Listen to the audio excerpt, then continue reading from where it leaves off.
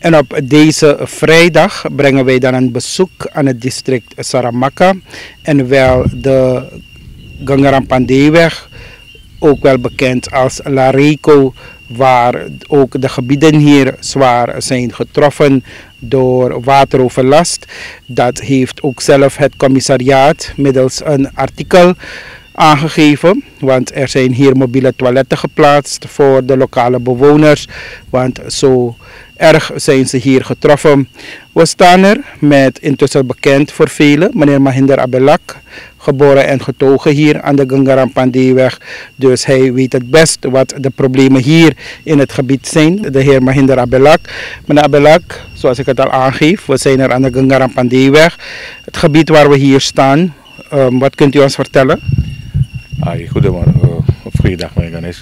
U staat nu op het terrein van de familie Abelak, waarbij u ziet een rotatiepomp roteren van Staatsolie die in productie is. En u merkt dat het gebied hier onder water is gelopen. Staatsolie heeft dus een hele tijd verzuimd om de afvalkreken schoon te maken. En u begrijpt best wel dat bij zware regens en ook het rivier ebt niet genoeg als je dit soort situaties gaat krijgen. Dus niet alleen dit, alle activiteiten wat Rijksbouw betreft is even on hold gezet vanwege swampwateroverlast. Staatsolie heeft door zijn werkzaamheden, door zijn activiteiten in de swamp, hebben ze dus meer dan 50 natuurkreken afgesloten. Het water is steeds stijgende en het water zoekt zijn weg naar Rijkspolders. En wij hebben enorm last ervan. Wij hebben dus ook niet zo lang terug aan een zekere aannemer, Jagu, het werk uitbesteed om de keringbammen te verhogen. Maar u begrijpt, als je de ene kant verhoogt, krijg je weer overstroming aan andere delen. Dus nu zijn we even niet in staat dat allemaal te financieren. Dus we kijken uit naar ietsje betere weersomstandigheden. En wat wij ook willen vragen, dat Staatsolie de nabije percelen ontwatert. Want het water komt, het water heeft geen weg om weg te gaan. En het water zoekt dan zijn weg naar richting landbouwpercelen. Heel wat vee ligt onder water. U kunt ook bij mij zelf straks zien dat het onder water is. En het is heel vervelend voor alle activiteiten die wij hier ondernemen. Ja. Wilde u reeds hier al, of zegt u kiest toch liever een andere locatie, zodat de mensen dat beter begrijpen, wanneer u het wil hebben over de geschiedenis van de waterhuishouding? Nou, we kunnen gelijk daarover reageren. Kijk, dit ding speelt al sinds 2016 af. Dat wij dit soort situaties meemaken bij zware regenseizoenen. En tot nu toe heeft Staatsolie nog geen maatregel getroffen. Men vecht nu om water te pompen met kleine mobiele pompen. Je zult het merken aan de voorkant. En dat is geen oplossing. Er moet een duurzame oplossing komen waarbij er eens geïnvesteerd moet worden om het water richting zee te ontwateren. En waarom ik kies voor richting zee? Omdat het water van de Saramacca rivier niet genoeg ebt bij de regentijd. Er is een enorme druk vanuit de bovenloop.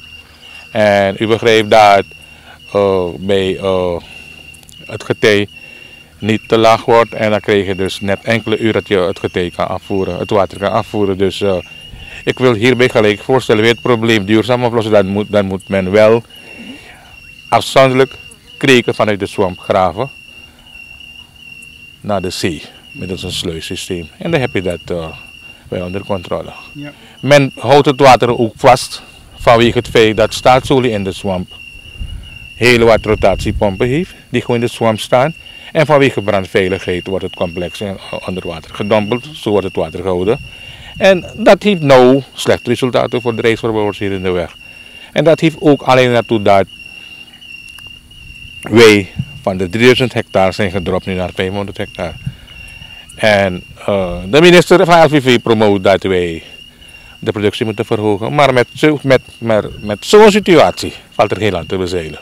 Ja. Dus ik stel nogmaals voor, toch, de natuurkreken die zijn dichtgemaakt allemaal ook opengooien. En dat je afzonderlijk om de aantal kilometers een kreek graaft naar richting zee.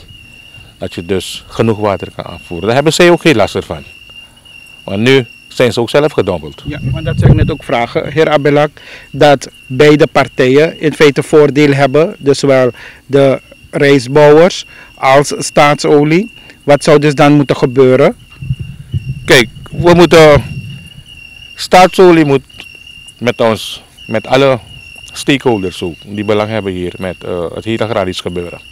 Toch? En hun activiteit ook. Zij ontplooien een mijnbouwstof die is in de bodem ligt. Wij leven hier uitsluitend van veeteelt, visserij en landbouw. Bananenteelt, rijstteelt, wat groentetelers ook. En we moeten eigenlijk bij elkaar komen en kijken hoe we eruit kunnen komen. En daarbij zou je dus de voorstellen wat wij allemaal aandragen, samen met de DC van Saramacca ook. Die heb ik ook al een paar keer voorgehouden wat concreet moet gebeuren. Dat wij komen tot een duurzame oplossing. Maar dat blijft steeds uit. Waaraan ligt het? Nou, wij hebben dus, los van al die zaken, hebben wij, want wij enorm veel schade hebben geleden, zijn wij nu zover dat wij ergens in juli voor het gerecht gaan. Dat wij Staatsolie wel naar de groene tafel gaan slepen. Omdat wij enorme schade hebben geleden door de jaren heen. Vanaf 2016 speelt dit zich af, al eerder ook. En u wordt op geen enkele manier gecompenseerd? Nou, Staatsolie blijft steeds ontkennen dat zij niet de schuldigen zijn. Terwijl wij voorheen, toen Staatsolie niet was, wij geen last hadden van een swampwateroverlast. Er is een hele studie gedaan door hydrologen. Hydrologen Perry van Leest hebben we ook ingehuurd als consult ook om de zaak te onderzoeken. En nou, de rechter zal nu bepalen wat verder gaat gebeuren met Staatsolie. Heer Abelak, we zijn er nu verder in de weg ingeslagen op een perceel. Waar zijn we hier? We zijn nu in de weg waar Staatsolie zijn activiteiten heeft. En dit is grenzende aan mijn perceel aan de linkerkant. U ziet dat het heel terrein onder water is gelopen. En dit water stroomt nu over naar mijn perceel. U merkt dat er geen onderhoud hier plaatsvindt naar de rivier toe. Alle kreken zijn dichtbegroeid en Staatsolie houdt geen regelmaat om dus zijn eigen kreken op te halen waarbij anderen nu last ervan ondervinden. Ik heb al meerdere malen met de mensen die erover gaan gesproken. En ik kreeg steeds te horen, ik moet even wachten. Maar nu lopen we dus door dit soort wateroverlasttoestanden mijn landbouwactiviteit achteruit. Dus ik wil een beroep op Staatsolie doen, dat ze op korte termijn dit probleem aanpakken. Maar dit komt door de harde regens? Nou, dit komt dat Staatsolie hier de kreken niet onderhoudt en die deksel langs het rivier is ook kapot. En bij springvloed komt er water naar binnen. En het regent ook, dus het water blijft steeds vastzitten. En dan krijg je dus overstroming naar andere delen van de buurt. Ja. Ook mijn buurman, die aan de andere kant zit, familie Ziutahal, die heeft ook last gehad en die heeft laatst niet zo lang terug zijn dat we moeten verhogen. En dat kost allemaal een heleboel geld. Ja. En dit, zoals u dus zei, zorgt voor enorme schade bij u? Ja, kijk, schematisch moeten we voor 15 juni, uiterlijk 15 juni hebben ingezaaid. En wanneer wij straks laat inzaaien, ook laat in de regens weer in november. En ieder bedrijf zit nou hier met enorme bankschulden van de NOB-bank, ook van de Hagering-bank. Dus wij willen, daarvan leven wij van de rijstbouw en wij willen dus toch dat een beetje hier wordt aangewerkt wordt. En we zien dat nu een fonds is ingesteld door de regering, CQ het ministerie van LVV, voor boeren die schade hebben opgelopen. Heeft u zich geregistreerd? Nou, er heeft de registratie plaatsgevonden hier door de medewerkers van LVV. En we hebben tot nu toe nog niks vernomen over een uitkering of schade. Ja. Maar als rijstboer, wat vindt u zelf van een dergelijk initiatief? Nou, dat vind ik prima. En ik wil ook hierbij gelijk aangeven dat wij op kort termijn de minister van LVV hier willen spreken over de rijden en zeilen in de weg. Natuurlijk willen wij ook meewerken aan de productieverhoging van rijst. En dat is een rijstgebied en vooral de problemen die wij hebben met Staatsolie, dat er daaraan gewerkt wordt, zodat we groot kunnen produceren. Jullie hadden middels een schrijver iets aandacht gevraagd aan de minister, dat van de bank. Hebben jullie nu iets gehoord? Wij zijn sinds vorig jaar september in dialoog met de minister, schriftelijk. Toch? En tot nu toe heeft de minister ons niet kunnen ontvangen. Tot heden. Ten aanzien van de bank ook niet. Er is niks gereageerd daarover. Dus we kijken nog steeds uit wanneer die goede man ons gaat uitnodigen. Of hij langskomt. Heer Abelak, Nayal Dam. Ja, meneer Ganes, we staan nu bij het perceel van familie Nayal. Die goede man is er toevallig niet. Hij moest dringend in de stad zijn. Maar hij heeft mij gevraagd dus, om het een en ander hier toe te lichten aan u. U ziet dat het hele terrein hier, het terrein is bij 250 hectare. Waarbij het geheel terrein nu gedompeld ligt. Tot langs de straat ziet u het water. Ja, vrij hoog. Toch? Al zijn koeien staan dus nu ook helemaal daar gedompeld. Ja, ze hebben nauwelijks gras om te eten. Zijn equipments. Zijn landbouwactiviteit wat rijstplanten betreft is geheel on hold gezet. Zolang dit allemaal zich niet herstelt, als de oude, kan er niks beginnen. Dus dit is veeteelt en rijstteelt. Veeteelt, visserij en vis. Hij kweekt ook wat vis voor gelegenheid tot hengelen. Dus als de vissen stromen nu naar richting rivier. U ziet een enorme stroom naar de rivierkant toe. Ja. Toch? Hier aan de andere kant. Ja. En dit is allemaal schade. Heel wat kalfjes van hem zijn ook door het hoge waterstand ook gestorven. Dus, het water stroomt dus zo. Het water stroomt richting rivier. Okay. Ja. Ja. Dus je ziet ook een hoogteverschil dat aan de zijde van het perceel het water continu hoog blijft. Ja. Dus het water van de swamp is ook even hoog. En hij heeft ook niet zo lang terug een gedeelte verhoogd aan de achterzijde, maar dat heeft ook niet geholpen. Dus nu heeft het maar voor de natuur gelaten. Dus het is afwachten. Ja. En dit zal hoeveel tijd in beslag nemen voordat hij helemaal... Nou, het hangt heel van de weersomstandigheden af. Als het minder gaat regenen, dan zal het afnemen. En we zien dat de voorspellingen vanuit de meteorologische dienst, zoals dat ook op de persconferentie is aangegeven, dat voorlopig zeker 3 maanden nog niet het geval zal zijn. Wel, ik zie, naar mijn inzien zal het zeker niet tot ergens, tot medio augustus. Het zal nog zo even aanblijven. Ook als je naar al die effecten ook in het buitenland bekijkt, dan zie je dat er heel wat weerstoringen zijn. En met de problemen die jullie dan reeds, waarmee jullie zitten hier in het gebied. En u zei al 15 juni, hè? Of juli? Ergens 5 juni. Ja. Moeten jullie reeds ingezaaid hebben? 15 juni, ja. Moeten we reeds ingezaaid hebben om volgens LVV-schema. Dan kom je weer in de droge tijd. Ja. De oogst komt dan in de droge tijd te vallen.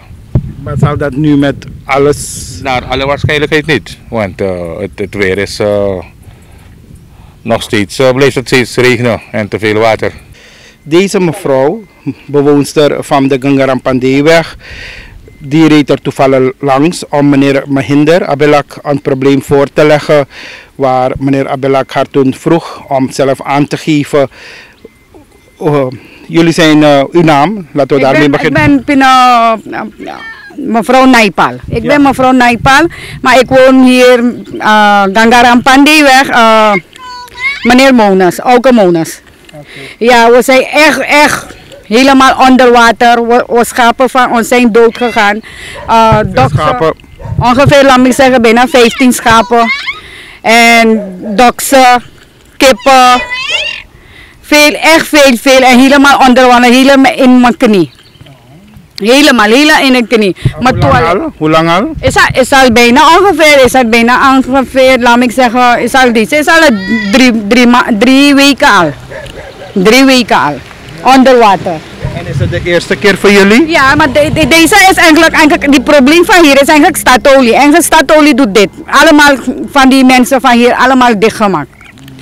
Ja, helemaal. Eigenlijk, we moeten eigenlijk geen onderwater zijn.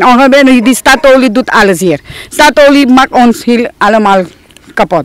Ja, dus jullie hebben heel veel schade geleden? Ja, klopt. Dat was alleen. Ja, wat moet er voor jullie gebeuren? Ja, wat moet ik zeggen? Raad de regering wat doet voor ons. 1 van de oudere bewoners van de Gangarampandiweg, Abke naam kiezen? Ja, Abke Naam Keise. Wat is uw naam? Ik ben mevrouw Naipal. चंद्रभोष बच्चा Singh. Ja, meneer Bachcha Singh, आपके naam Baris से यहाँ रहे? अरे हम तब से पैदाइश हमारे यहाँ से भैया। Vanaf geboorte zegt de meneer hier te wonen. 77 jaar की हुई गली। ये रास्ता के बारे में क्या बताई सके? ये रास्ता के बारे में ही है, यहाँ ये रास्ता अंदर हो है ना, अल्फास 1 जितना कुछ हो है सब स्टातोली को पर ठेले। स्टातोली कहाँ तक करेगा? सरकार एक मुट्ठा शांति अपने डाले ना मांगी, तब भला बताओ रास्ता कैसे बनी? Meneer Bachcha Singh woont er al langer dan woont er al 77 jaar hier in de weg, want dat is zijn leeftijd. En hij geeft eraan dat hij heel veel kan zeggen over de weg. Veel schuld wordt geschoven voor staatsolie, maar vanuit regeringswegen zegt hij wordt er in feite niets gedaan aan de Gangaram Pandey-weg. Niet zelf een schop zand wordt er door de overheid hier gebracht. और ये यहाँ बुरा सा पड़बा एक सरकार देखते ना कि मरे है कि जिए। En nu ze onder water zijn, is er niemand vanuit regeringswegen te zien wie leeft en wie dood is. आपके प्रास ये भी डूबल है? सब भैया सबके डूबल है, सबके डूबल ना, खाली हमार सबके कोई बचल ना है। मैं जोन बरखा आवे उसे डूबल। स्वांपुक पानी है, बरखा दोनों मुक्सी। स्वांपुक पानी ज़्यादा है भैया, eerlijk बोली स्वांपुक पानी ज़्यादा है वहाँ। Ook deze meneer staat, ook zijn erf is onder water. घर में पानी है? ना घर में ना घर। Ja, ook zijn erf is onder water. En hij zegt, ik vroeg hem hoe dat komt. En hij zegt, door de regens, maar ook door overtollig zwampwater, maakt dat het gebied hier nu onder water is. सरकार के कुछ चाहिए करेक्टर? सरकार के चाहे डमुआ का अल्फास बनावे के। De overheid zal eerst de straat moeten aanpakken. चले वो तो लग जाएगी आफत है। पछुआ में चल गया और पछुआ में तो वहाँ उतना चल सके। Autobestuurders kunnen heel moeilijk over de weg. En als we naar achteren gaan, zegt hij, is het allemaal veel erger. और कुछ ना करे सरकार यहाँ पकते ना कहे बारिश हो गई। Ja, de overheid heeft helemaal geen aandacht voor La Rico, voor de Gangaram Pandey-weg. जब समय आवे चुनाव के तो हर घंटा पे होके चाहिए बेगी करे भैया हम क्या कर दे, भैया कहीं यही मजा मिले शायद। Als de verkiezingen naderen, is er om de ene uur hier mensen te zien van de verschillende politieke partijen. Maar nu we in grote problemen zijn, is er niemand te zien. En dan bedelen ze om op hun te stemmen, beloven ze een heleboel, zegt meneer Bachcha Singh. Maar nu, wanneer het allemaal zover is, wanneer de mensen op hun posten zitten, dan is men het volk of de plaatselijke bewoners dan vergeten. और क्या बोले भैया, यही दुख पड़ल बा हम लोग के। Wat moet ik zeggen? Ja. सौदा या कीन है कि तू ये रास्ता में निकल के सौदा भी नहीं कीन सके कि सौदा है कीन ली। और कौन कहे सौदा बड़ा सस्ता, ज़्यादा सोना बिका है। सोना हाँ, तेरे पास कमाई ना है तो खा भी ना मरो, विश्वास कर भैया। De prijzen van goederen is nu goud waard. En als je niet werkt, eet je niet. Zo duur zijn de dingen. Dus men moet toch heel hard zoeken nu om tenminste voor een bordje eten. ये हर पानी डुबाए बा, ये हर सौदा डुबावे। कौन सी करिए, जा मरो। उस सबके कुछ गमे ना, उस सब पे पावे जे भड़ अपन घूमे राजा के हम लोग के बाटी अब। De swampen hier, de percelen hier zijn onder water, maar hun zakken zijn vol. Zij leven als lords, zoals de meneer het aangeeft. Zij leven rijkelijk, terwijl het arme burger daar allemaal eronder lijdt. Het is het volk die het gelag daarvoor betaalt. हाँ, उस सबके कुछ गमे ना, उस सबके उस चीज़ की गम ना, वहाँ तक उधर के बड़का पैसा मिले है, उस सब ना लावे, उधर कार्टन से पैसा पावे। हम लोग यहाँ रुपया मिला मुसीबत है। Ja, kartonnen met geld ontvangen zij, dozen met geld. En voor ons om maar een SRD te verdienen is dat heel erg zwaar. Dat is wat deze bewoner, een van de oudere bewoners van de Gangaram Pandey aangeeft. En dat is wat leeft onder de mensen. Dat zijn de gevoelens van de mensen hier in de Gangaram Pandey-weg. Bodan Batapke. पहले जब ये सब चीज़ ना होता, पहले ए भी रहा, एनपीएस भी रहा, मैं नॉर्मल सब चीज़ देखा था, एक आँखी सब ताका था। मैं जब से ही 50 गो रेखरेंग आयल बाटे तब 50 रंग के काम करे, जेकर जहाँ मैं तौन करे। Vroeger, toen twee partijen het te zeggen hadden, de VHP en de NPS, werd het werk Ik goed doe gedaan. naar, Ja, ik doe naar, er was ja. dan ook niet, geen pinari, er was geen armoede, zegt hij. Maar nu het allemaal verdeeld is onder zoveel partijen, iedereen die bepaalt, iedereen die trekt naar zichzelf toe, iedereen die andere partijen bepalen maar voor hunzelf.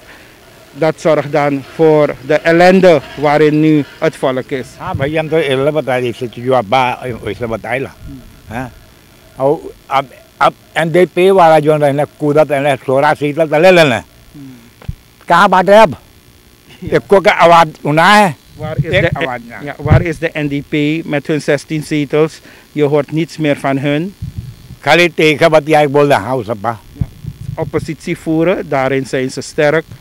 हाँ ओमे उस अपना पछड़ी जाए जौन चीज में पछड़ी ओमे ना पछड़ी अब क्या बोले भैया ये बात रहा बोले पहुंची काटो हम लोग काटे के बाद दू काटत काटत चल जाओ ऊपर अब क्या करियो Het is pinaren en wachten totdat je geroepen wordt door de Almachtige daarboven. ये रास्ता में जैसे आदमी ना रहे सरकार जैसे जनता है कि रास्ता में आदमी रहे मुजफ्फरपुर से नक्शा है तो हर घंटा पे यहाँ हो तो दौड़े है हर घंटा पे हमके दिए देव मजा ए मिले Het lijkt alsof de politieke partijen vergeten zijn dat er mensen leven hier in de straat. Maar nogmaals zegt hij, als er verkiezingen naderen om de 1 uur, zie je verschillende politici hier, zie je verschillende mensen van verschillende politieke partijen vragen om op hun te stemmen. पाछे जाइए भैया पाछे तो 1 किलोमीटर जहाँ पे स्कतौली आइंदा पे वहाँ उतना चल सके वहाँ रास्ता डूबा सब